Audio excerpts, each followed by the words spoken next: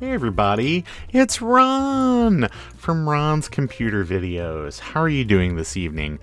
I have had a long journey to get to where I'm at right now, and I wanted to tell you about some cool stuff that I actually picked up. And this may not be a project for everybody, but there are people out there that buy these machines specifically with the idea of restoring them. So maybe this might be some good advice for them. Excuse the small hole that you see on this machine. I guess the people at the post office got hungry. This right here is an original Macintosh Portable. This is the non-backlit model. So these are a little bit easier to find, but these are also the ones with the most problems. And namely, it kind of comes down to a power management issue, because these machines have a little module on the motherboard that's called the hybrid. And what the hybrid does is it actually controls stuff like power management. And you might be like, what's power management got to do with anything? Well, on this machine, it's got everything to do with everything. And it's this tiny ceramic PCB that controls the whole thing. And there's not one of these that isn't bad. And they all have to be replaced. So this machine not only needs a recap, but it also needs this hybrid module replaced. And it needs either a modern rebuilt battery or some neat stuff that you can get from our friend Androda. So actually, I got like a cool package in the mail that has a bunch of these neat upgrades, and I figured that I would show you how to install them. Now, keep in mind, none of this stuff is going to work for you probably until you have your machine, number one, recapped and then cleaned, and basically just, put through the paces to make sure that it's healthy enough to even do some of this stuff. And that's why I sent things off to my friend Tech Knight. You might be familiar with his channel. He does really cool videos where he kind of deep dives on repairs on things. So you definitely should check that out. And if it seems like this is something that you could get into, maybe watch the rest of this, because I'm about to just go ahead and throw these upgrades in. First step, you're going to want to take the keyboard cover off and place that somewhere safe. And then we're going to twist and pull the locking cam to get that out of the way so we can remove the LCD, remove the tab that holds the hinge in place. And I removed the second one. You really don't need to do that. Remove the LCD cable. And then what you need to do is kind of pinch and turn, and it will slide out. Make sure you support the LCD, and then you can pop it out of place and put that somewhere safe. Disconnect the battery cable, and then we're going to take out our battery eliminator board, which includes a replacement cable.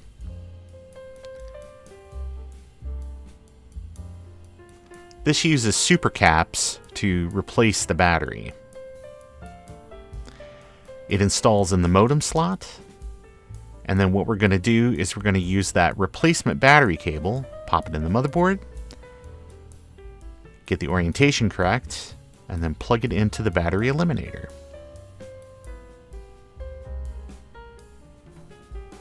I'll also replace the dead SSHREK hard drive with a modern replacement. Now, the original uses a weird connection for the SSHREK hard drive. It's fewer pins. It's not 50 pins like a regular desktop drive. So you can get a kit from Androda as well that gives you a replacement cable and an adapter, so that way that you can use a modern drive like a blue SSHREK. Here I've got it mounted on the included 3D printed tray and back in the original bracket. Just getting everything lined up. The 34 pin to 50 pin adapter that you can pick up. Get that plugged in and inserted into the drive. And then do a little bit of cable management here.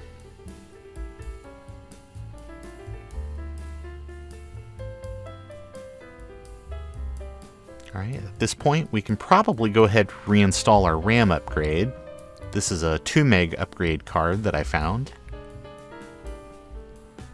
There are 2 slots side by side, a RAM slot and a ROM slot. Make sure you get the right one. Now let's go ahead and get the screen reinstalled. We've got it locked in the hinge on the right. We're going to slide the left hinge back into position. There you go. Now we can put the hinge lock back in.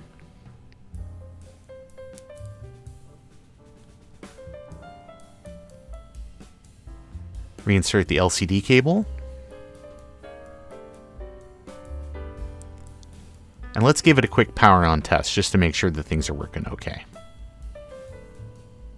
Go ahead and replace the keyboard cover here.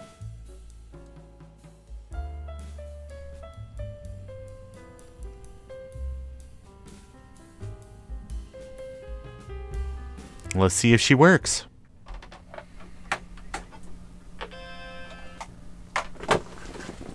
Nice. Let's go ahead and let's launch a few little games and programs just to make sure that things are working okay. There's Mac Paint.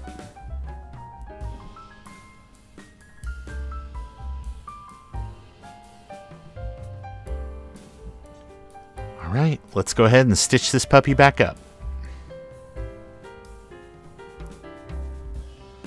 Get the rear cover back in place. And that's it. And that's it. That's all there is to it. I thought that it would be good, and honestly, those original hard drives for the Macintosh Portable, most of them are dead. Or they've got stiction, or they've got other issues. So that SCSI upgrade makes perfect sense, so that way that you can use something like a Blue SCSI. If you get the model that has Wi-Fi capabilities, well, now you've got a Wi-Fi capable Macintosh Portable, and that's something pretty neat. But it really just kind of comes down to what your budget is. There are little adapters and things like that, like you saw that Androda makes, where that way that you can just use regular desktop SCSI drives. But again, good luck finding one of those that work these days. So I would say this. What you absolutely want to make sure that you address is, number one, you got to get it recapped. If you have a non-backlit model, you got to have that hybrid module replaced. Thankfully, the backlit models don't have that problem, but they got their own whole set of thing.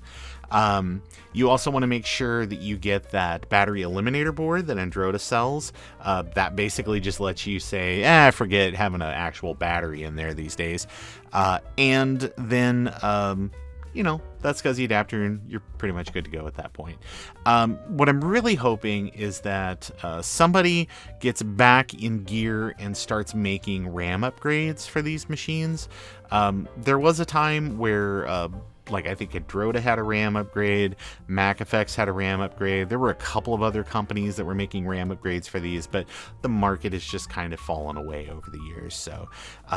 So it's tough to find. It's tough to find those RAM upgrades. I was lucky. I found, I think it's a 2 meg RAM upgrade. So at least the machine's got like 3 megs. That's pretty good for System 608. Probably wouldn't want to run System 7.5 or something like that. But I don't know that that's what this machine was meant for. It's like a nice, fast 16 megahertz black and white Mac that you can take on the road with a beautiful screen. And I think that's why Apple made it. And then this son of a gun came along and wrecked everything, but that's a whole other video. But anyway, that's it for this evening. As I always say, Apple II forever.